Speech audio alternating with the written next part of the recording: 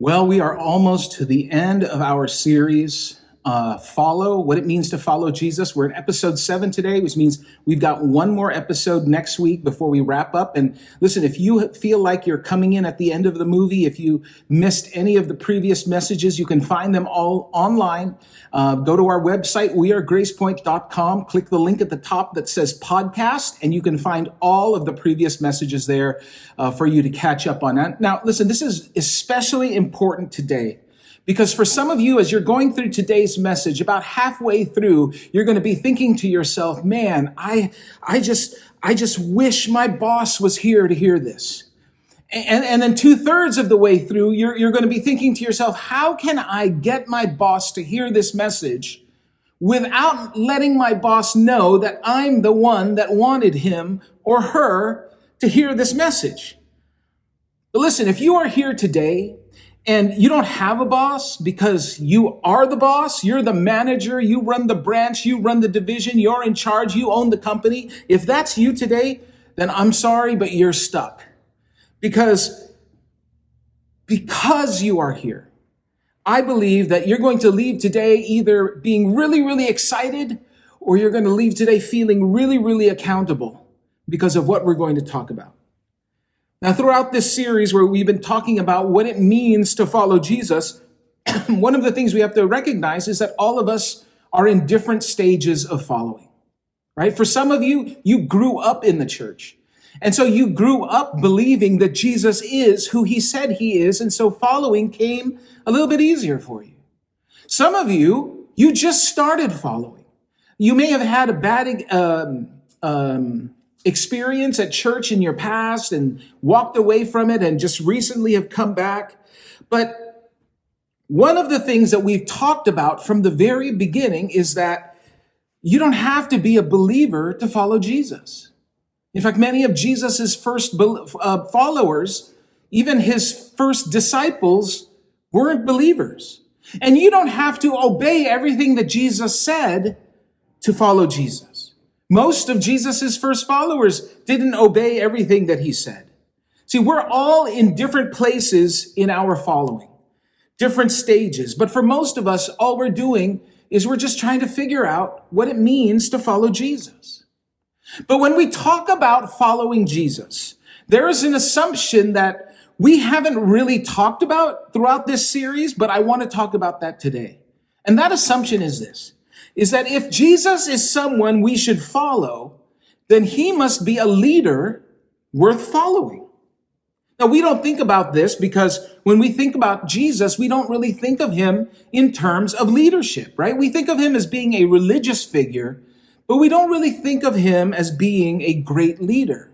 And I think one of the reasons why we don't think of him that way is because great leaders seem to think about the future, and religion always seems to be about the past. Right? Leaders seem to be about change, and religion seems to be about keeping everything the way that it is. And so for many of you who grew up in church, your experience in church leadership culture led you to conclude that churches have got to be the worst run organizations in the world. And this is sad, because churches and church people are supposed to follow Jesus. And Jesus was an amazing leader. He didn't come to maintain the status quo. He actually came to shake everything up, to bring about these huge changes. The problem is, the picture of Jesus that we have doesn't make him look like a leader.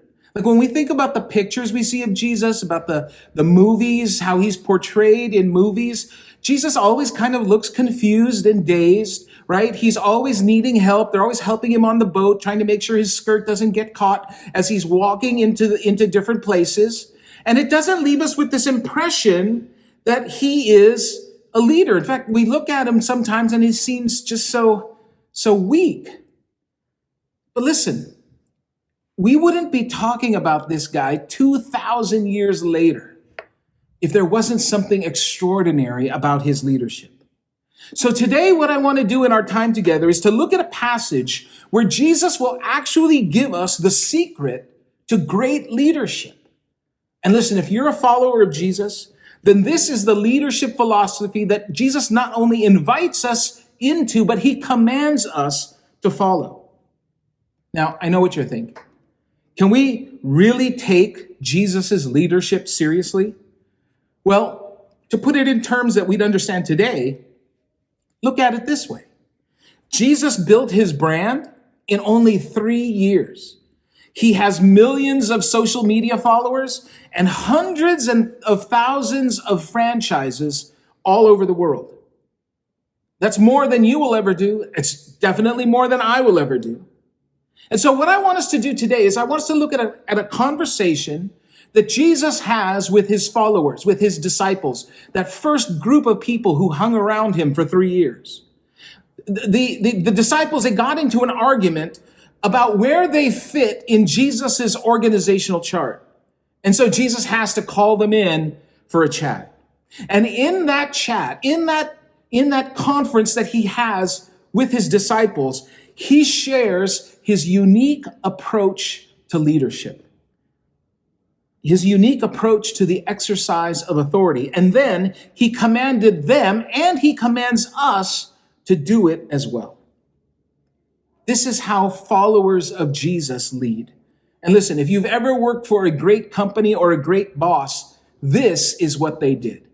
It's recorded by a man named Mark. Mark was not one of the original disciples, but Mark spent a lot of time with Peter. He spent a lot of time with the other disciples, and Mark is recording now what happened that he got from the other people, what they thought happened or what they remember happening. So this is what Mark says. He says this is Jesus and his disciples, and there's a whole crowd following them now, right? They were now on the way up to Jerusalem, and Jesus was walking ahead of them. The disciples were filled with awe, and the people following behind were overwhelmed with fear. You see, they're talking about something that just happened right before this. It's a great story. You should go back and read it. But he says, taking the 12 disciples aside, Jesus once more began to describe everything that was about to happen to him. See, he had already told them before, and he's trying to tell them again. He's trying to get them to understand what is going to happen to him when he gets to Jerusalem. So he says this, he says, listen, we're going to Jerusalem where the Son of Man, this is a term that he used for himself, where the Son of Man will be betrayed to the leading priests and the teachers of religious law. And if you were here last week, then you remember we talked about how they were having this conversation before with Peter, and Peter says, hey, Jesus, knock off all of that negative talk, right? Stop talking about all this dying stuff because we're on a high right now. Everybody loves us. And Jesus rebukes him. Well, here's Jesus trying to tell them again. He goes on and he says, they will sentence him to die and hand him over to the Romans. They will mock him, spit on him, flog him with a whip, and kill him. But after 3 days, he will rise again. Can you imagine that moment? That they're actually on their way to Jerusalem. They're heading towards the place where Jesus says all of this is going to happen. And Jesus is telling them that when we get to Jerusalem this time, it's not going to be like it was in the other times that we've been there. It's going to be different. And I need you guys to be ready for what's about to happen.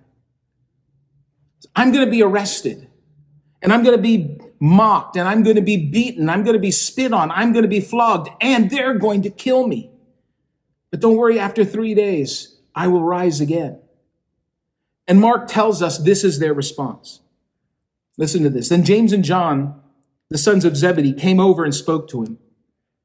They said, teacher, they asked, we want you to do us a favor. Other translations, it says, we want you to do whatever it is that we ask, right? Like, listen, we're really sorry about all the spitting and the mocking and the killing stuff that you've been talking about, but listen, when you are on the other side of glory, right? When you get to the place where you are going to be, I have a favor to ask. Now, this is crazy. And parents, we understand this, right? You're sitting down with your son and your daughter. You're trying to impart some life wisdom that took you years and so much pain to get to. And then you're trying to tell them. And when you're done, they look up at you and they say, can we get McDonald's? Were you not listening to anything that I'm just saying? And so Jesus looks at them, and I can just see him like exhaling, like, oh, Okay, what is your request? What is it that you want? It says, they replied, when you sit on your glorious throne, right? Because they're thinking about what's happening after all that stuff that Jesus is saying. We want to sit in places of honor next to you, one on your right and the other on your left.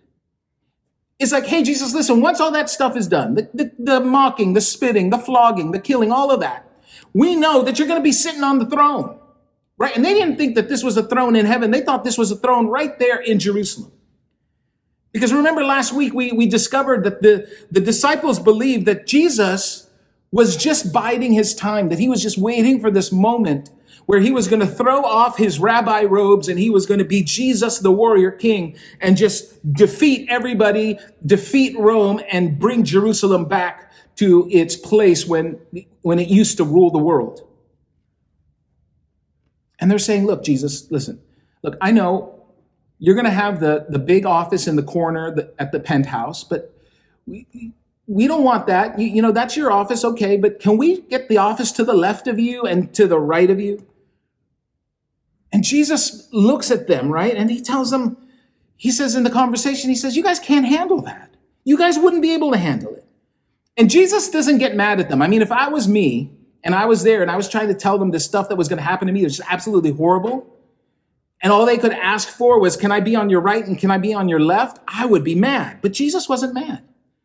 He must have been thinking, listen, you guys haven't heard a thing that I've said, have you? Right? But while he's talking to them, because he's off to the side now, James and John kind of take him to the side. So he's off to the side now. And while this is all happening, the other 10 kind of overhear what James and John are saying to Jesus. And so Mark tells us that when the 10 other disciples heard what James and John had asked, they were indignant. They were upset.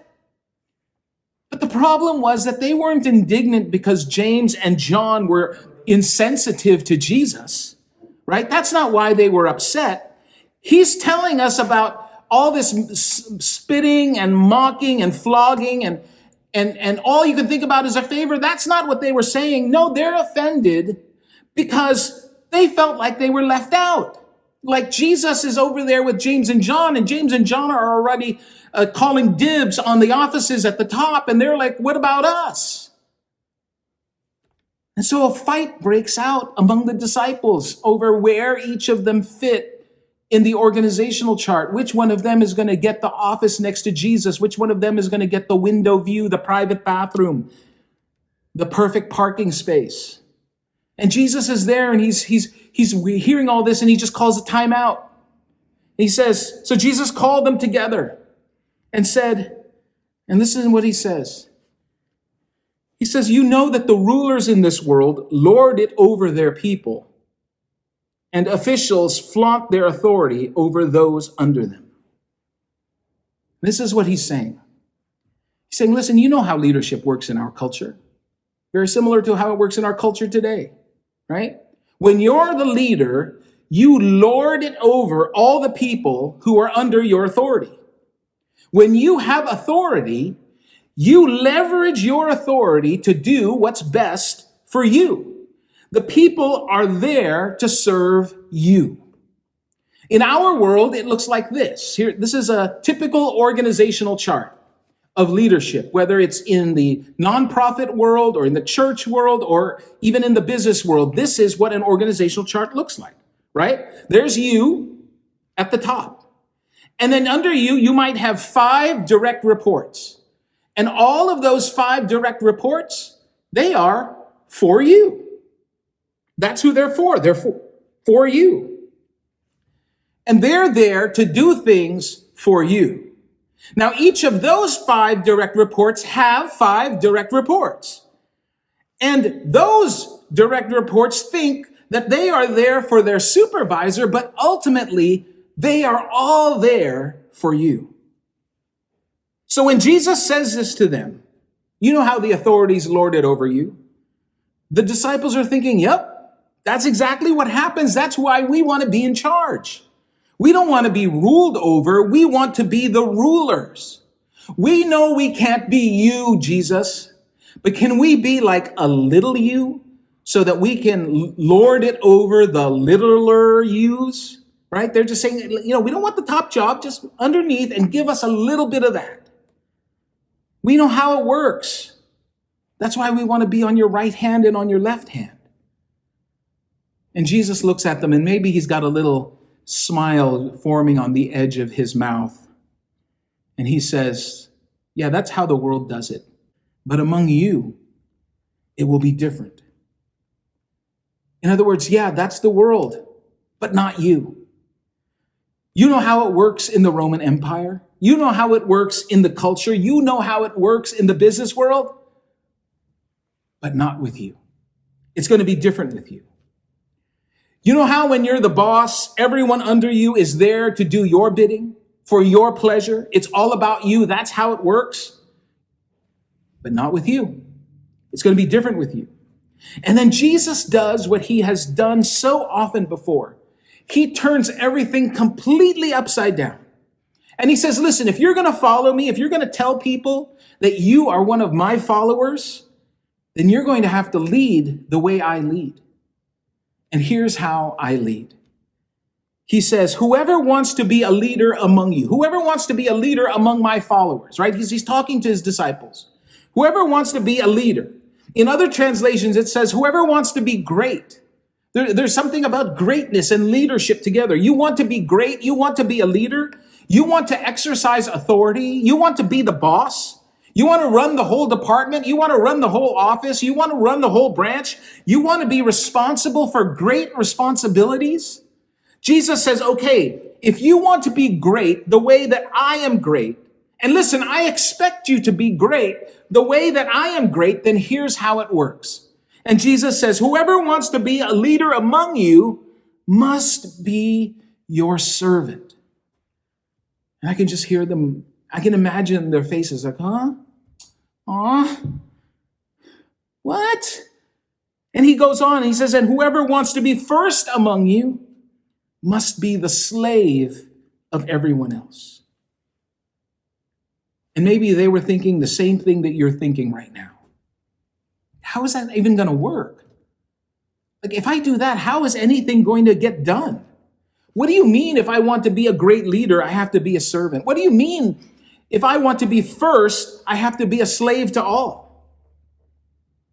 And maybe when you think about this and you think about where you work, your company, your corporate world, your business, the marketplace, some of you are thinking, well, that all sounds nice, but you don't really expect me to do that like in the real world, right?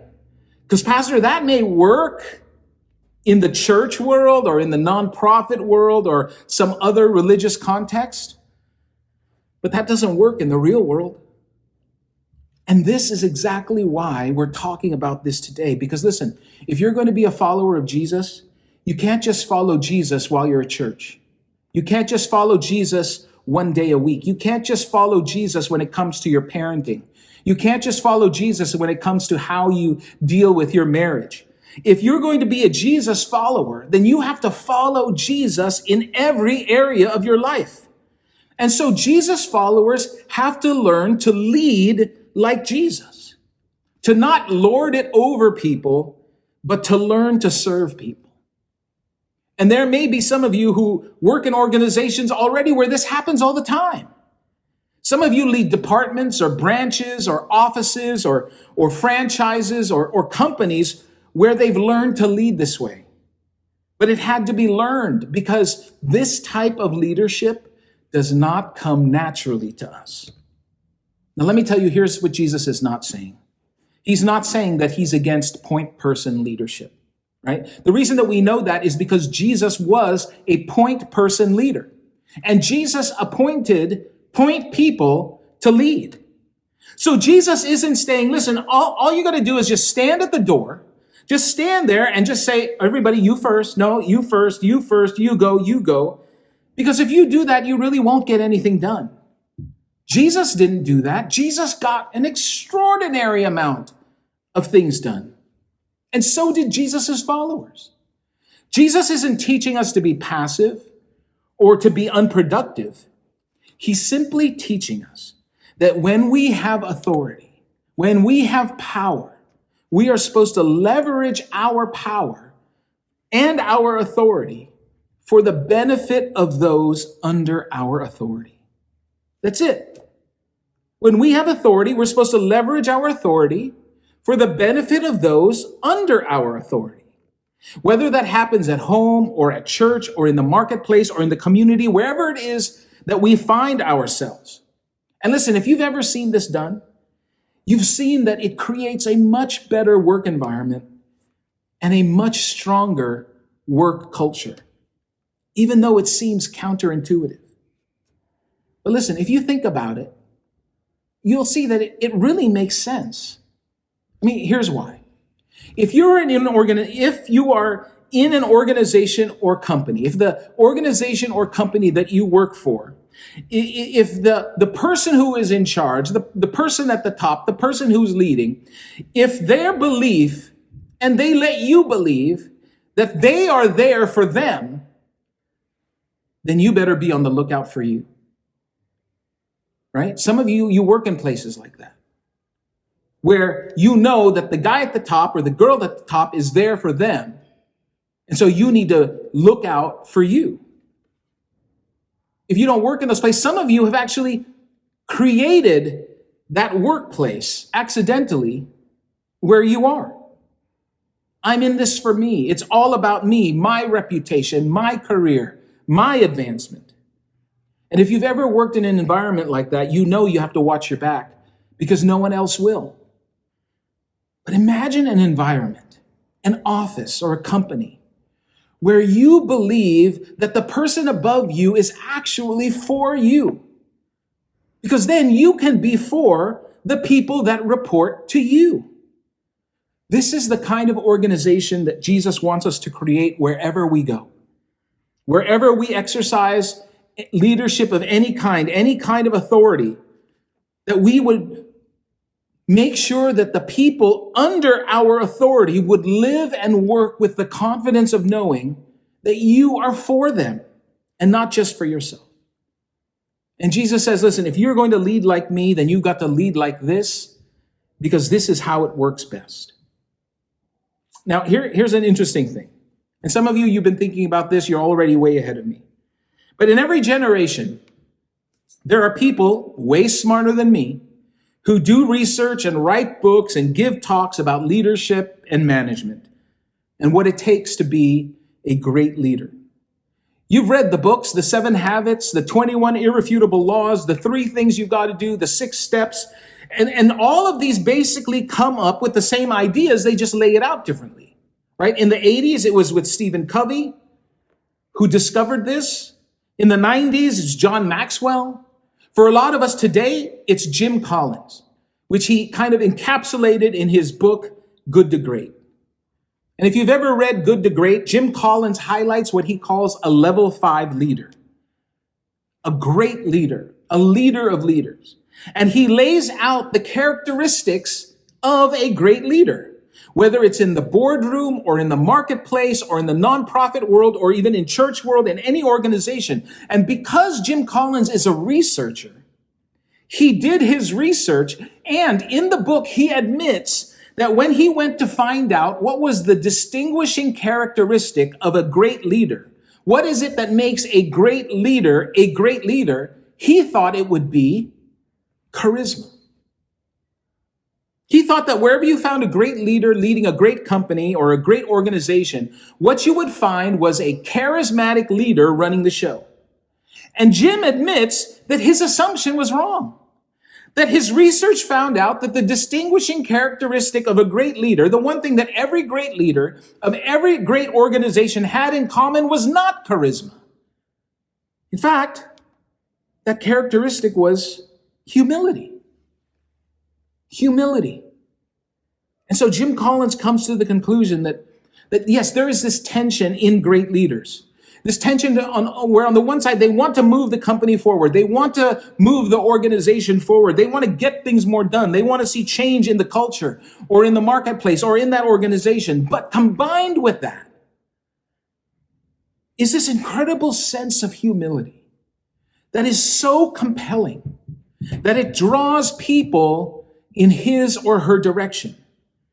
And he says that the great leaders are able to balance that tension, to work that tension between drive and humility. And I think if Jesus would have read Jim Collins's book, he would have said, exactly.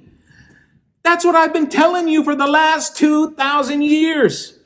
That if you want to lead like me, if you want to make progress like me, if you want to create a corporate culture, an environment where people love to do what they do, then you have to turn your organizational chart upside down.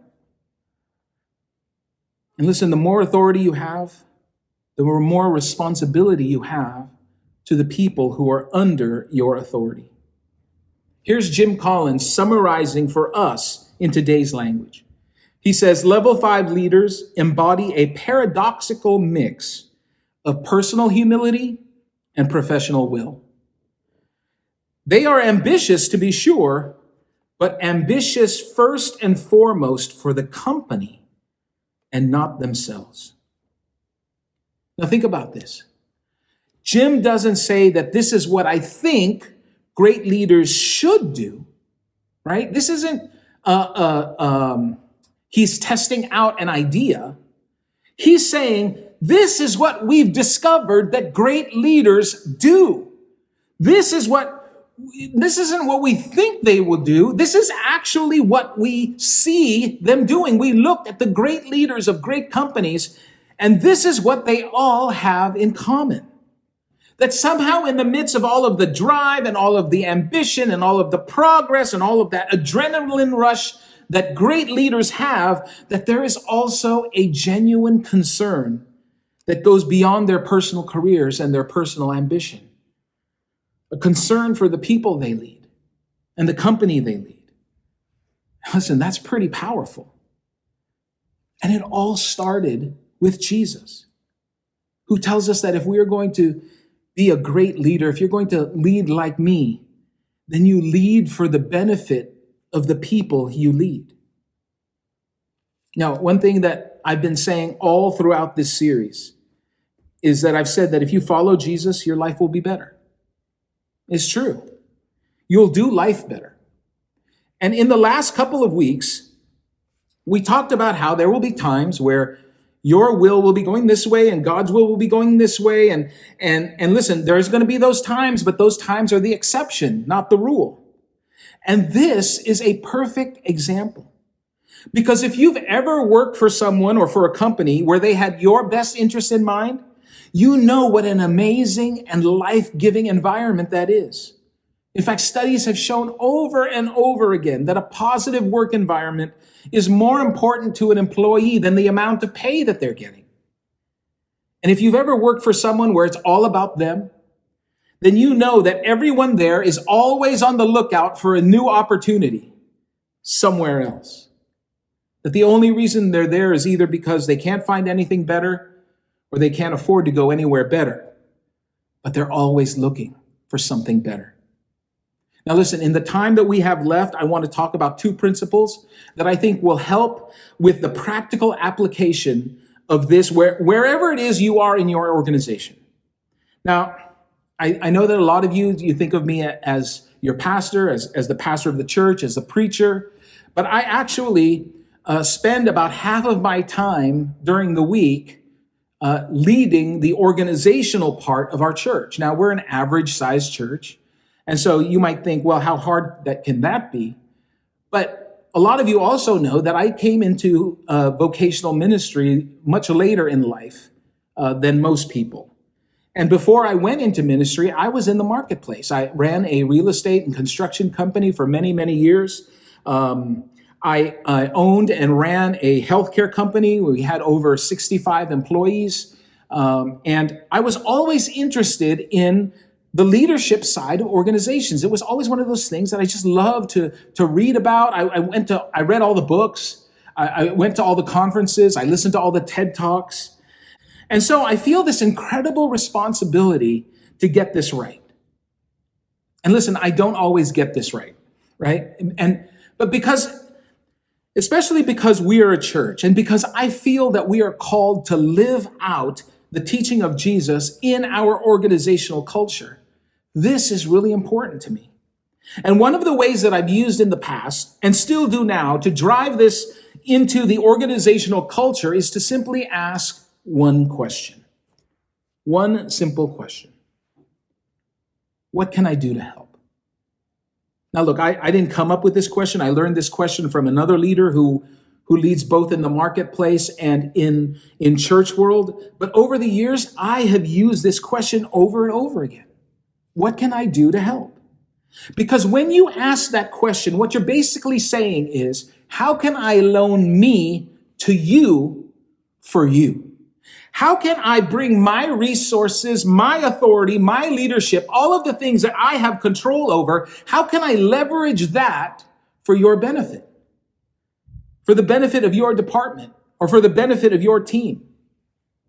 I mean, it sounds so simple, but listen, it's the essence of the gospel.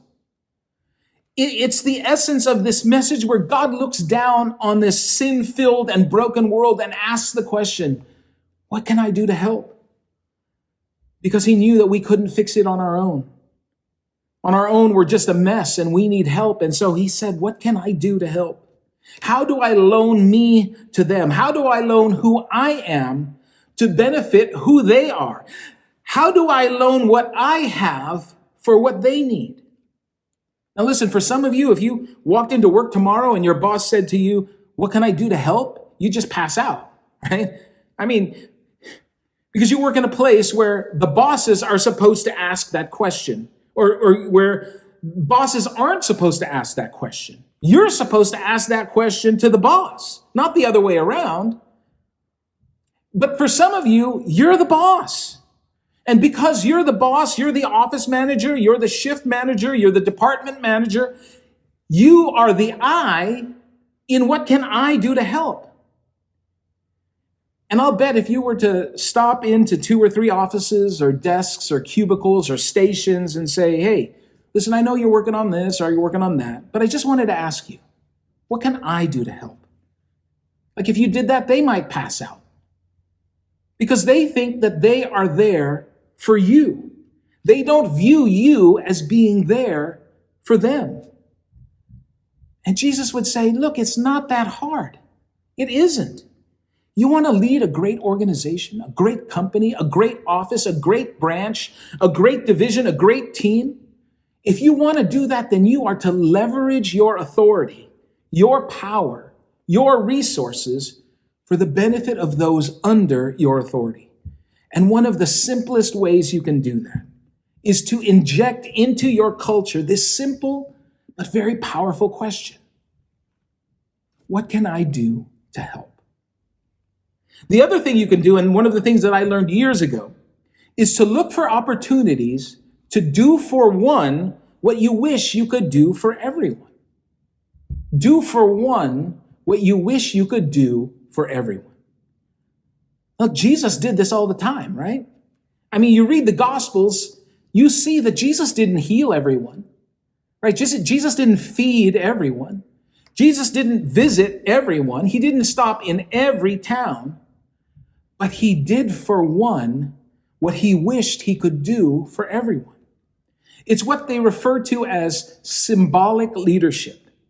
And it is how you can model loaning yourself to other people for them instead of always expecting them to loan themselves to you for you. It's not about being fair. It's about being engaged. It's about leveraging your authority for the benefit of the people under your authority. This is the hallmark of great leadership. It's what great leaders do. It's what Jesus did, and it's what he modeled for us to do and actually commanded his followers to do. Now, I worried about today's message because I didn't want you leaving here thinking that wasn't a sermon, that was a motivational talk. Now, let me tell you why I think this is so important.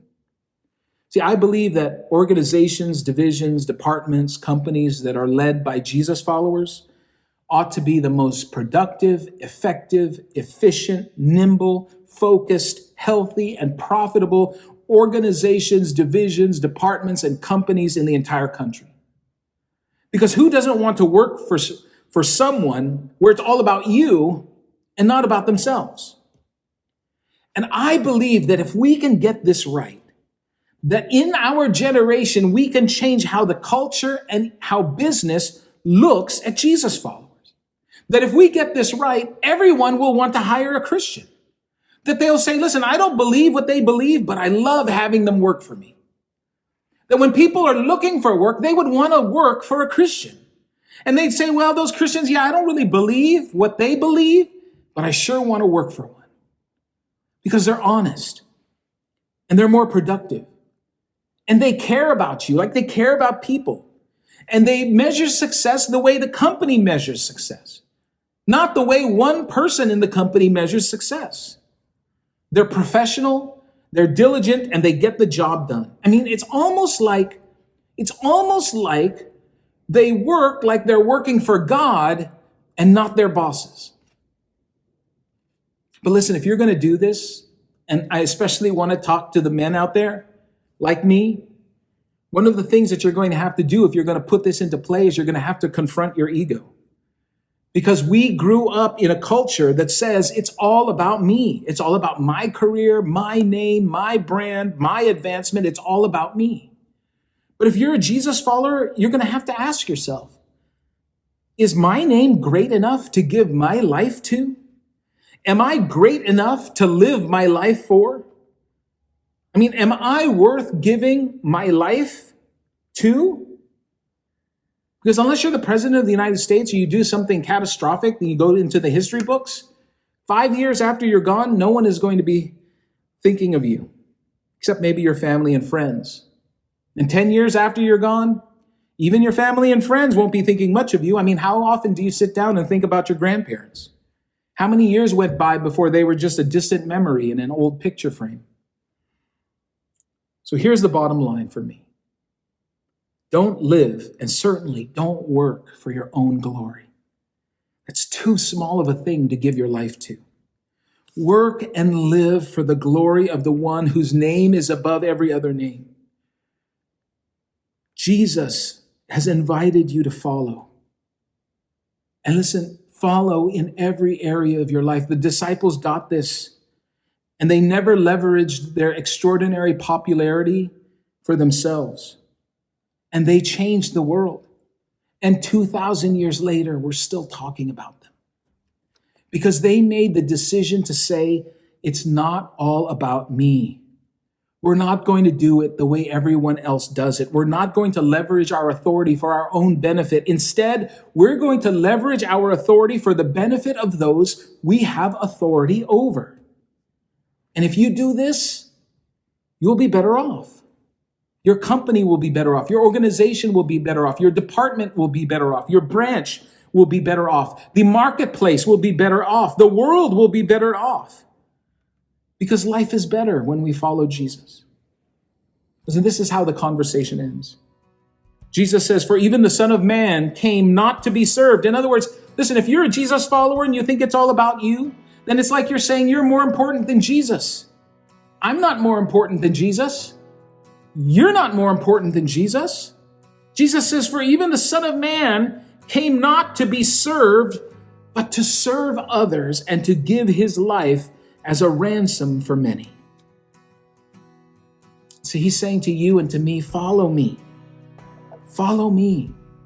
And figure out how to leverage your authority for the sake of the people under your authority. And you got to think about that. What does that look like in your world? What does that look like? Where do you start? How could you start putting this into practice on Monday? Because you see, even for me, this is so compelling. Because I am just like you. I get busy with my own stuff. I can get so wrapped up in it that I can forget to pause long enough to say, what can I do for you? How can I loan me to you? How can I do more for the ones that I wish I could do for the everyones? And perhaps you and I could be the generation that changes what our culture thinks about Christians.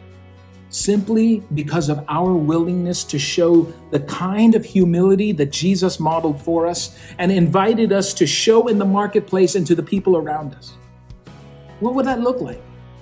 For us to leverage our authority, no matter how big it is or how small it is, but to leverage the authority that we have for the benefit of those we have authority over.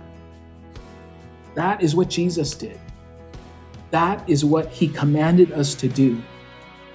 And that is what great leaders do.